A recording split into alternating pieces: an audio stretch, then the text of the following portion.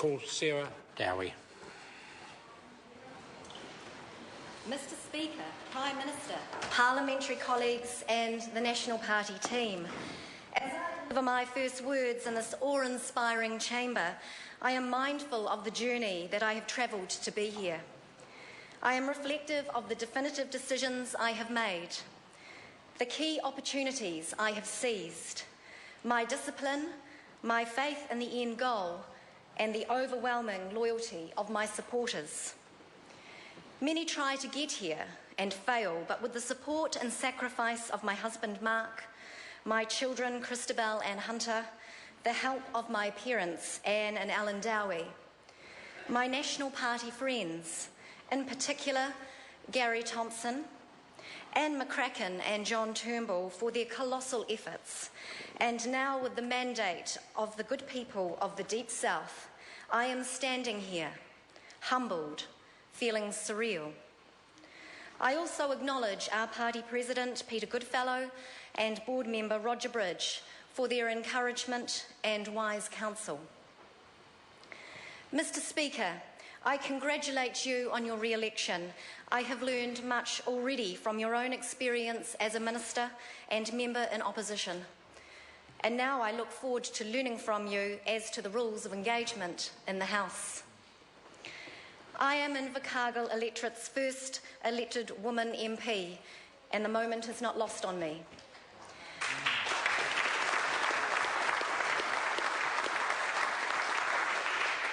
The Invercargill electorate has, and in the past, been coined conservative, but is now charging forward into a new era. The Invercargill electorate is a mixture of both urban and rural. It takes in the Catlins to the east and its ecological fame.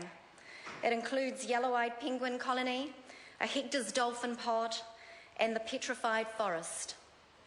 Riverton and Westwood encompasses rolling hills, wind-swept forests and stunning rugged coastline scenes. To the north there is Edendale and Wyndham's fertile plains. To the south is Bluff with its oysters and traditional port activities, as well as Rakiura, that contains our newest and most remote national park.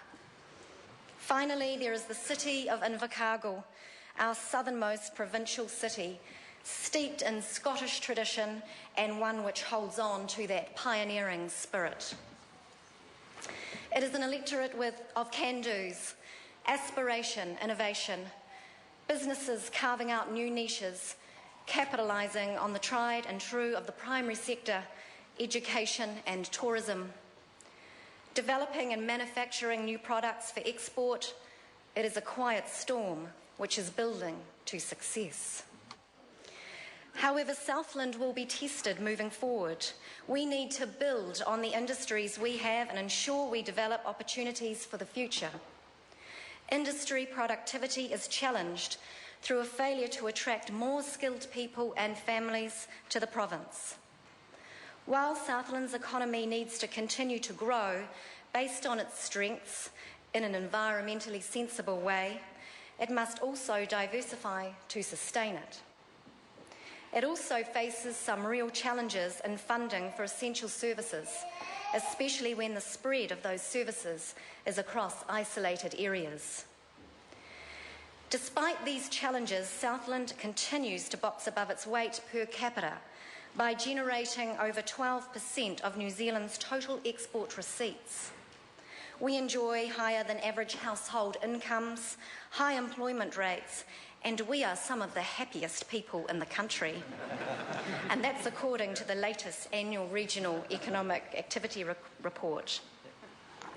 There has been much media coverage in recent days and months about the cost of housing in Auckland. So I say to those Aucklanders who want a great lifestyle and affordable housing, does Invercargill have a deal for you? I am deeply passionate about the region and will fiercely advocate for development that has already been identified to continue to create varied jobs, generate more wealth, more opportunities for Southlanders. I will assist and support those who have innovative new ideas and will be vocal on the delivery of effective essential services across the region. That goes for anyone who wants to bring their business to one of the most cost-effective provinces in the country. Mr. Speaker, I intend to champion Southland's progression to make it a province of choice for our people and families to thrive in and gain their fortune. I am a proud mother of 2 preschool children, and while I am acutely aware of the juggling that I will have to do to ensure that I do the job well, but also maintain that all-important relationship with my family, I am not afraid to say that having children has changed my perspective for the better and driven me to contribute to this level. It is very hard to articulate the change in perspective as a mum, but it's a bit like going from watching black and white television to colour, or for the Generation Ys out there, digital to HD. I intend to use this breadth of view and colour in my approach to policy making, one that is holistic.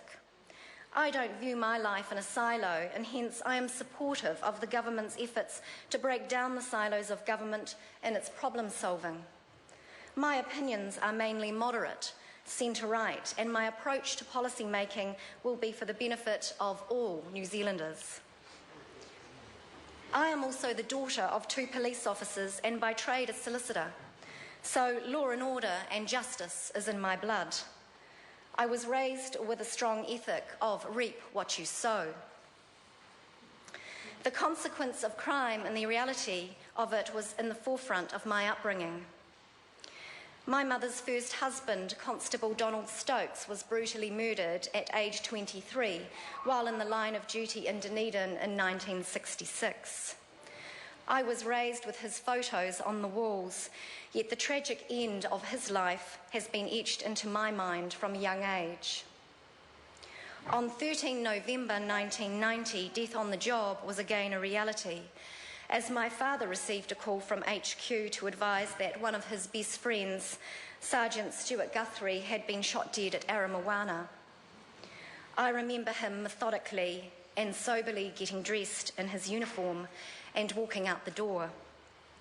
The sum of the following 22 hours, with helicopters flying across the airspace of Dunedin and the general unknown, was not lost on anyone in Dunedin. However, it was obviously more pronounced for those with loved ones who were murdered or connected in some way. The sacrifice of brave men and women who put themselves on the front line to defend our liberties and the way of life which we hold dear in New Zealand is never far from my thoughts. I take this country's security and our personal security very seriously, and as such, I promise to uphold it, making sure that the police and other agencies have the resourcing and tools required to mitigate threats and reduce crime. At the same time, I want to assure equal access to justice and the rule of law. New Zealand as a safe and fair community is something to always be vigilant about. But nurturing and growing a safe community is not enough on its own. Well, not enough for me. I believe in the concept of social justice insofar as it relates to enabling every New Zealander the opportunity to lead a fulfilling life and achieve their hopes, dreams and aspirations. This cannot be done, however, by keeping people down on an endless series of handouts. It's about creating an environment where people are supported to take responsibility for and to navigate their own lives, for they are best placed to make those decisions. It's about helping people gain the skills to get them into work. With a bit of can-do attitude, they will find that they have options. I believe, as the Honourable Ralph Hannon, Invercargill's last minister, in furthering the real progress of all people.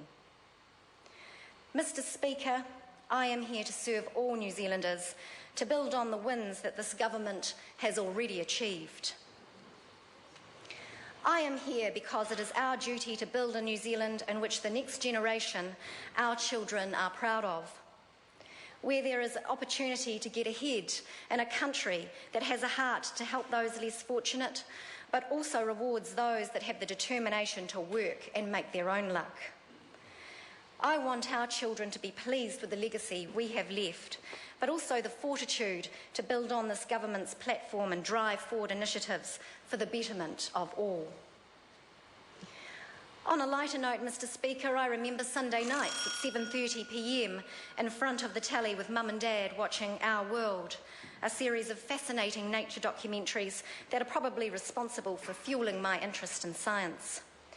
I studied ecology at the University of Otago, and coupled with a law degree, it became a powerful combination in helping my all-round understanding of environmental and conservation issues. It was a desire to still use my law degree, but more of my science degree, which saw me working for the Department of Conservation for 5 years. However, the department at that time is certainly not what it is today. The culture back then was that of dogmatic no. And ultimately I became frustrated when well put together environmentally sensible proposals were shut down with no logical thought to the greater picture of conservation. It should be noted that I believe there is a place for preservation in New Zealand, but there is also a place for sustainable development. The idea of protectionism, which is often seen as competing with development, recreation and enjoyment, can be effectively balanced. We are ultimately part of our environment. We are not separate from it. We are dependent upon the environment for our well-being and our living. These two concepts are not mutually exclusive. However, this frustration was nothing but a godsend, as it catapulted me back into private practice, and wanting to stay involved in environmental issues at a higher level, I joined the Blue Greens. Our rationale is that economic growth goes hand in hand with improving the environment, and therefore this resonates with me. Inevitably, I was drawn into the mainstream of the National Party, party conferences, policy days and candidates training, the final step that sealed my fate is to seriously consider politics as a career. I therefore am sincerely grateful for the advice and friendship of Glenys Dixon, whose gentle, well-timed and highly effective nudges steered me here today. As Amelia Earhart once said, adventure is worthwhile in itself. So, Mr. Speaker, what have I learned in my short 40 years on this earth, and what attitude will I bring to Parliament? I believe a superior understanding of the rules wins every time. I guess, therefore, Mr. Leader of the House, that I will be a regular attendee at procedures meetings. I believe you should play the cards you are dealt, play them well, and then wait for the redeal. With hard work and perseverance, eventually things must go your way. Fight hard, but fight fair, and never lose sight of who you are or where you are from. Humility is a characteristic that should never be underrated. I believe that one should be kind, because you never know when you may need kindness in return to get you by. On winning the seat of Invercargill, I was told by a friend to dream big. In response, I defer to one of the most powerful symbols of triumph over adversity, someone who achieved and inspired despite the odds. Helen Keller said, "One can never consent to creep when one feels an impulse to soar." I promise to listen, to learn, to work, to dream, and to do my best to soar. Mr. Speaker, thank you. That was wonderful.